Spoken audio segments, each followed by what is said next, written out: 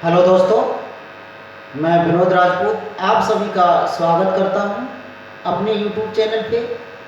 आज टॉपिक हमारा है ट्रिग्नोमेट्री क्लास 10th का एक्सरसाइज है 8A। इसका फर्स्ट क्वेश्चन हम सॉल्व करेंगे। ओके, देखिएगा फर्स्ट क्वेश्चन हमारा है एक त्रिभुज ABC में एंगल B इक्वल 90 डिग्री है तो AB equal 5 centimetre comma BC equal 12 centimetre हो तो sine A comma cos A comma tan A का मान बताइए। हमको वैल्यू बतानी है। देखिए कल हम फॉर्मूला आपको नोट करा चुके थे। ओके, तो आज हम डायरेक्टली इसका क्वेश्चन सॉल्व कराएंगे। तो देखिए यहाँ पे हमारे पास एक समकोण त्रिभुज है, क्योंकि देखिएगा यहाँ पे हमारा जो भी ट्रायंगल है वो हमारा समकोण है, क्योंकि यहाँ पे 90 डिग्री का एंगल बन रहा है, वो भी बी पॉइंट पे। ओके, तो सबसे पहले हमको एक ट्रायंगल बनाना पड़ेगा, वो भी समकोण। ओके, तो हम उसको ड्रॉ करते हैं। तो देखिएगा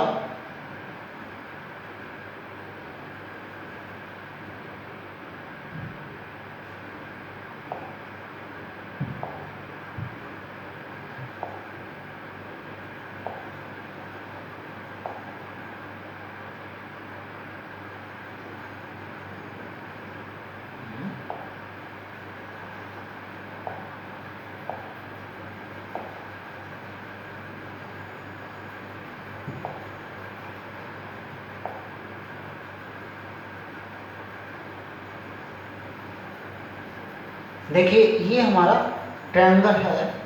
तो यहाँ पे हमारा बी जो पॉइंट है वो हमारा 90 डिग्री पे है, यानी यहाँ पर हमारा बी पॉइंट होगा जहाँ पे 90 का एंगल बनेगा। ओके, उसके बाद इसे ए दे दो और इसे सी दे दो। अब यहाँ पे देखिएगा कि ए बी की वैल्यू है 5 सेंटीमीटर, तो ये रहा हमारा ए बी 5 सेंटीमीटर। ओके, अब देखिएगा BC हमारा BC हमारा 12 सेंटीमीटर है। BC हमारा 12 सेंटीमीटर है, तो ये रहा आपका BC 12 सेंटीमीटर। ओके, अब यहाँ पे देखिएगा हमारे पास AC की वैल्यू नहीं है, तो सबसे पहले हमारा प्रयास होना चाहिए कि हम AC की वैल्यू निकालें। तो हमने AC वैल्यू मान लिया है x, इसको हमने x से कंसीडर कर दिया। ओके, अब देखिएगा कल हमने एक फॉर्मूला लिखा था, कर्ण का वर्ग इक्वल लंब का वर्ग प्लस आधार का वर्ग। तो यहाँ पे यही फॉर्मूला हम अप्लाई करेंगे, कर्ण का वर्ग इक्वल लंब का वर्ग प्लस आधार का वर्ग। कर्ण हमारा कितना है बच्चों? x है, x का वर्ग। लंब कितना है? 12 है, 12 का वर्ग।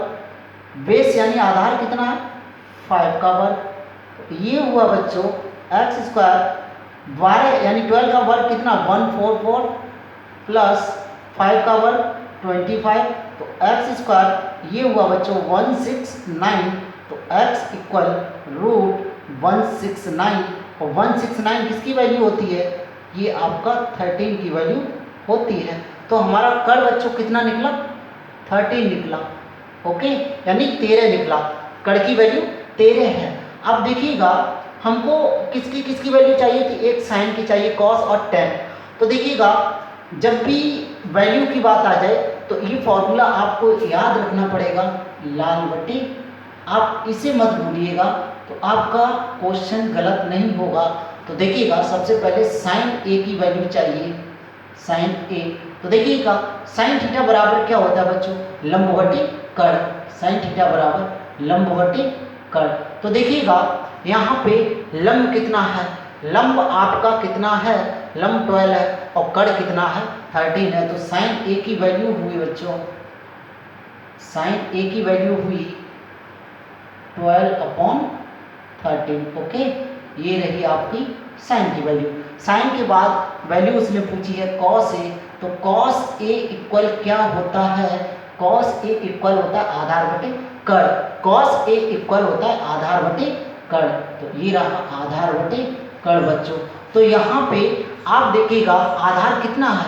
5 है और कर्ण कितना है बच्चों? 13 यानी 13 है, तो ये cos A की वैल्यू हुई। cos के बाद इसने वैल्यू किसकी पूछी थी, tan की वैल्यू पूछी थी, तो tan A यानी tan की वैल्यू लंब बटे आधार। तो यहाँ पे देखिएगा बच्चों, लंब कितना है, लंब आपका 12 है और आधार कितना है, आधार आपका 5 है। तो ये रहे आपके आंसर। ओके,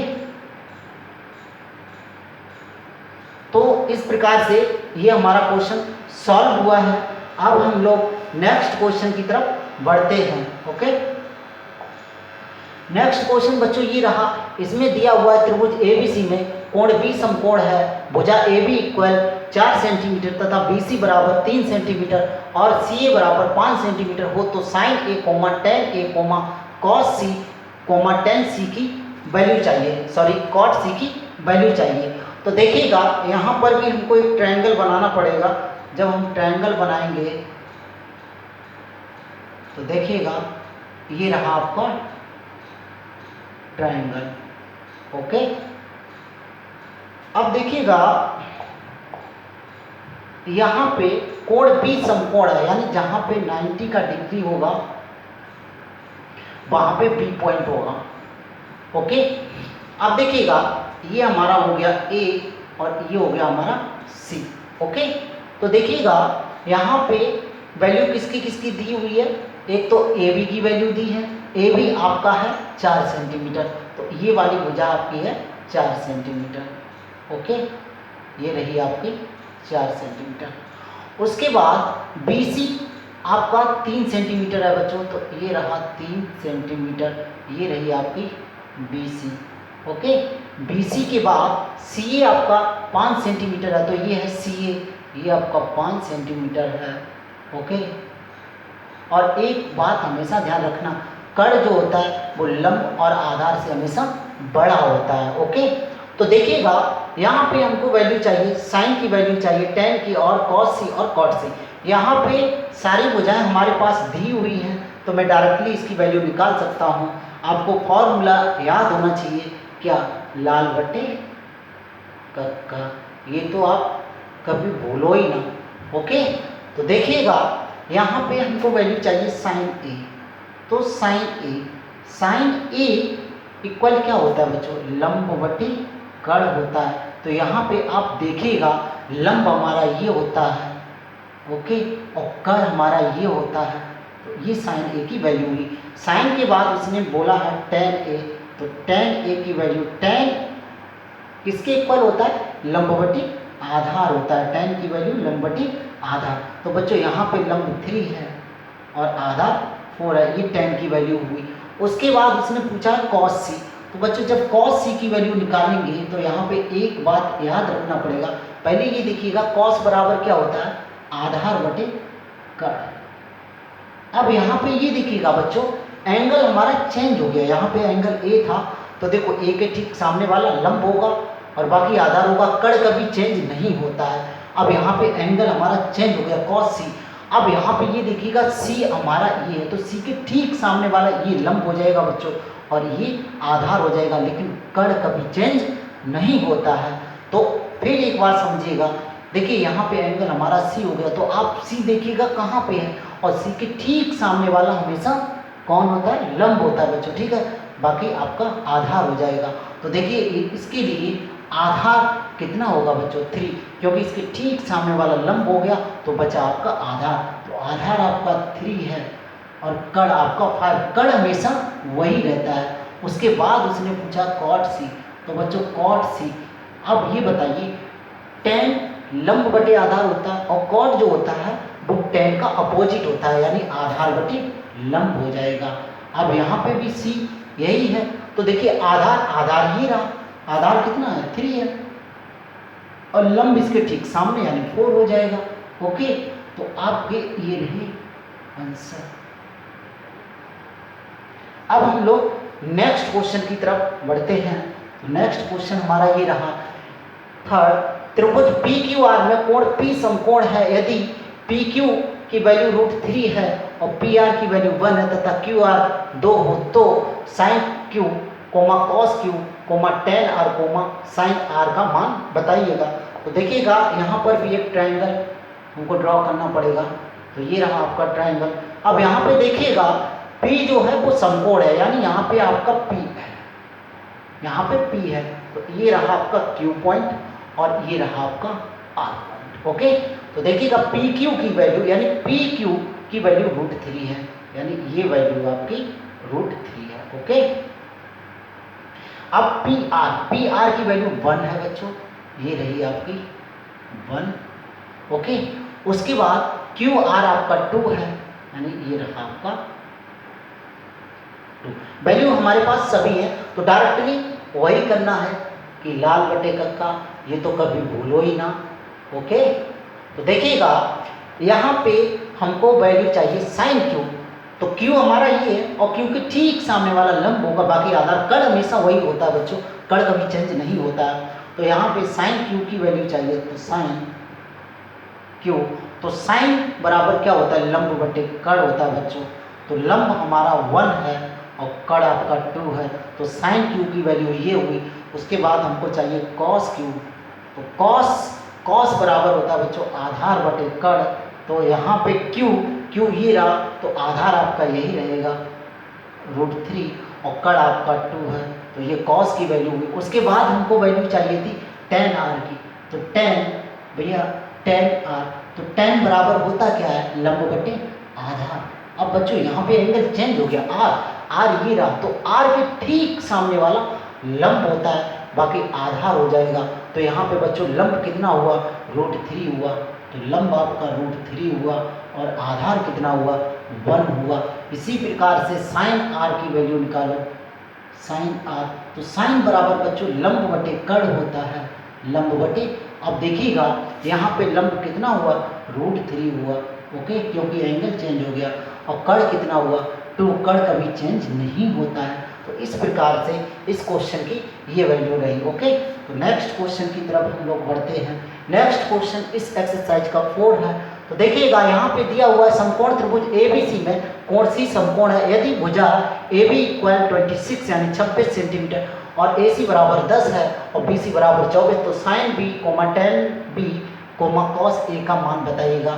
तो यहाँ पर भी एक आपको ट्रायंगल ड्रॉ करना पड़ेगा, तो ये रहा, और यहाँ पे C जो है वो समकोण, यानी यहाँ पे C पॉइंट है, क्योंकि 90 का जहाँ पे कोण होगा वहाँ पे C है।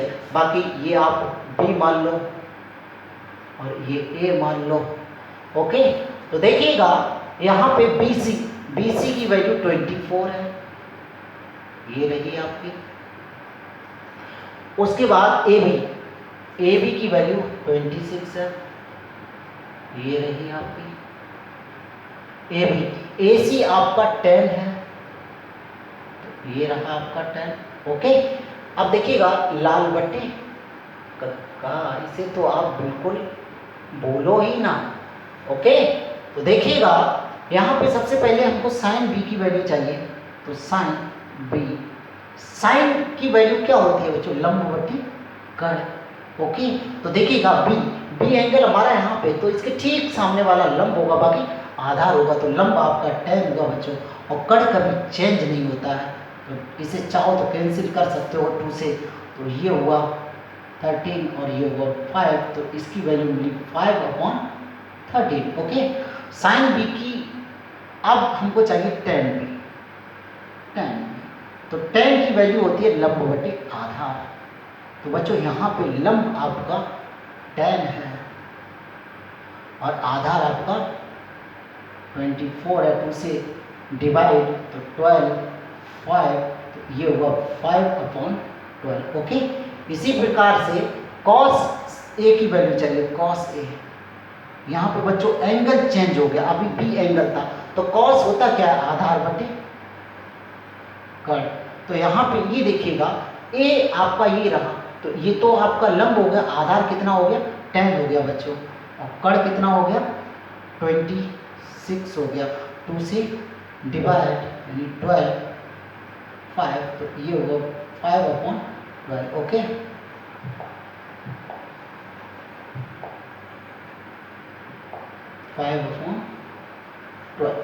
तो आज के लिए इस वीडियो में मैं इतने ही क्वेश्चन सॉल्व कराऊंगा, और आप लोग जो भी आगे क्वेश्चन है वो आप खुद सॉल्व कीजिएगा, ओके, क्योंकि ये एक्सरसाइज बहुत इजी है, तो किसी स्टूडेंट को किसी प्रकार की कोई प्रॉब्लम नहीं होनी चाहिए, ओके। तो नेक्स्ट क्वेश्चन हम नेक्स्ट वीडियो में लेके आएंगे, तब तक के लिए ओके बाय।